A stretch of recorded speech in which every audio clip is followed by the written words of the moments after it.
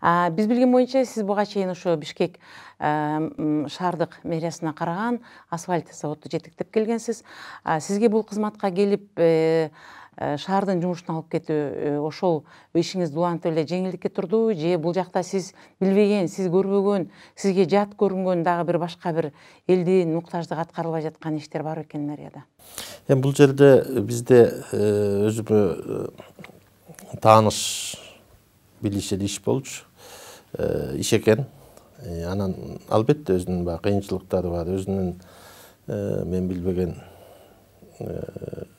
жагдайлары бар экен. Бирок бул системада иштегенден кийин Кудайым буйрса ошонун баары өнүгүп, ошол биздин урматтуу президентибиздин 19-жылды цифровизация жылы деп атагандыктан жанагы Бишкекти жашыл шаар атын кайра алып келүү деп ошондой чоң президентибиздин тапшырмаларынын негизинде шаар башчыбыз мага ушу келгенде эле ошол талаптарды койгон.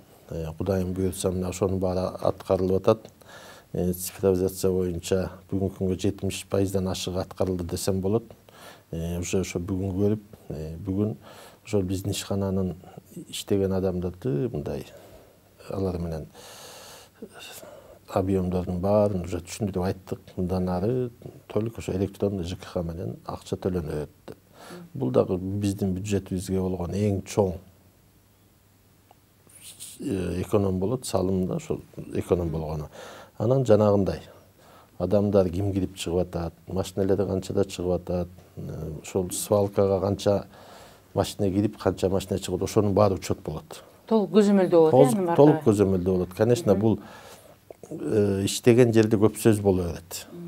Ошол көп сөз болгон жерде, акча жүргөн жерде көп сөз болот. Мунун баары ошо биз ачык, айкын болсок, башка сөз да аз болот да. Ошон үчүн ушуну ишке ашырып атабыз. Жанагы шаарды жашылдандырабыз деген жылына 10 000 бактан ашык, эмдиги жылы 15 000, андан 20 000 бак деген ушу биздин Зеленхоз ишканабыз менен полигону бар, ошол жерде иш жүрүп атат. Ошол иштерди улантып атабыз. Ал жерде да өзүнүн жетекчиси бар, өзү тажрыйбалуу Элнура Шаршембиевна деген кыз. Иш жакшы жүрүп атат буюрса ал жакта да. Мындан келди сизге ал асфальт заводдон келип биздин шаардык мэриянын жумушун алып барыш анчайын деле кыйынчылыкка турган жок.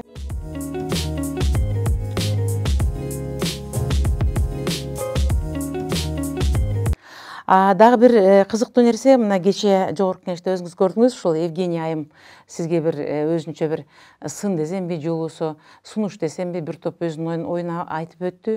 Бул боюнча жеке пикириңиз? Менин жеке пикирим, ал кишини мен түшүнгөн жокмун, кандай сүйлөгөнүн. Ал биздин жогорку кеңештин депутаты Сыйлайым. Эми ал киши мага бир жолу келген. Эми аны бул жерде айтуунун кажети жок.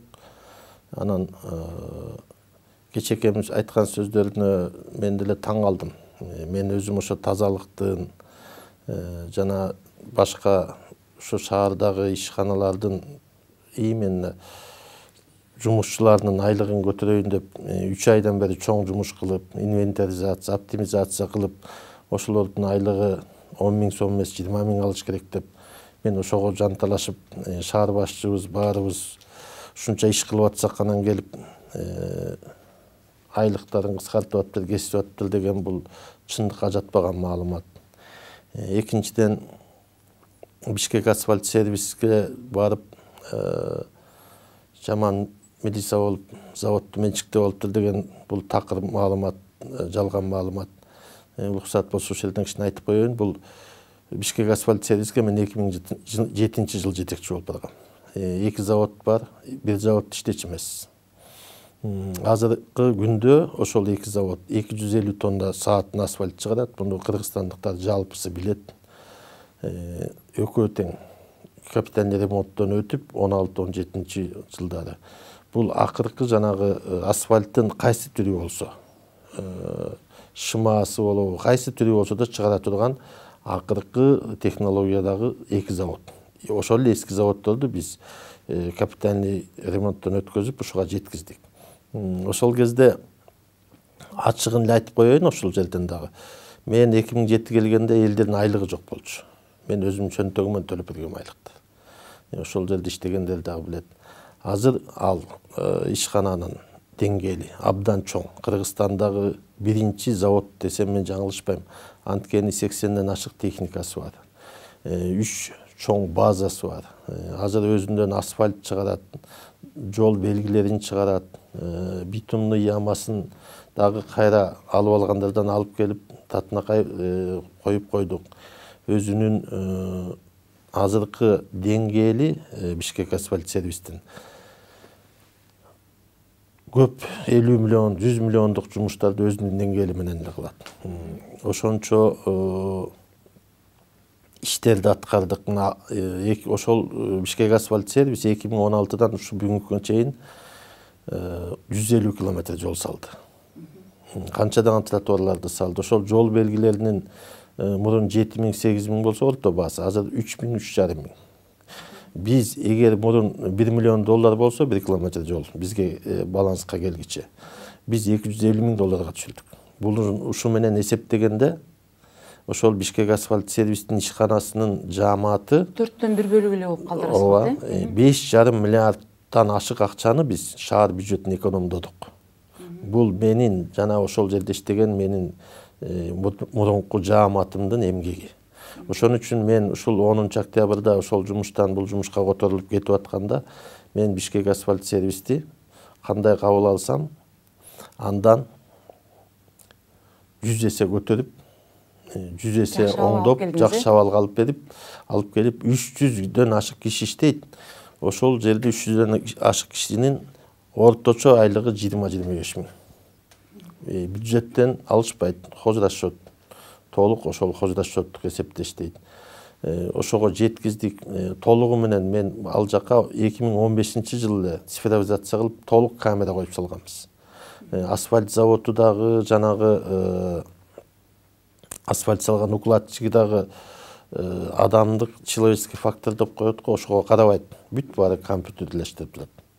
Ошондой деңгээлге жеткизип, анан ошону өткөзүп берген ишкананын жетекчисин жанагы жаман сөздөр менен айтыш билбейм, эми ал кишини Кудайга койдум да. Экинчиден айтайын дегеним тендер боюнча деген. Мен эми өзүм ал жакты курулушту жакшы билип туруп, законду жакшы билип туруп, анан мен аякка катыштырып ийе турган деле компаниям жок. Тендерге катыштырып, өзүмдүн ал жака өз билемдикке салган. Биздин үй бүлөбүзгө тиешелүү бир туугандарымдын чарбалары, бизнестери өздөрүнүк. Ал менден сурабайт дагы, өздөрүнүн иштерин өздөрү кылышат. Ага мен өзүм да жол бербейм алардын бийлик үстүнө. Аны мен жакшы билем, закон жакшы билем. Анын баары бүгүн бертең бир жоопкерчилик болот.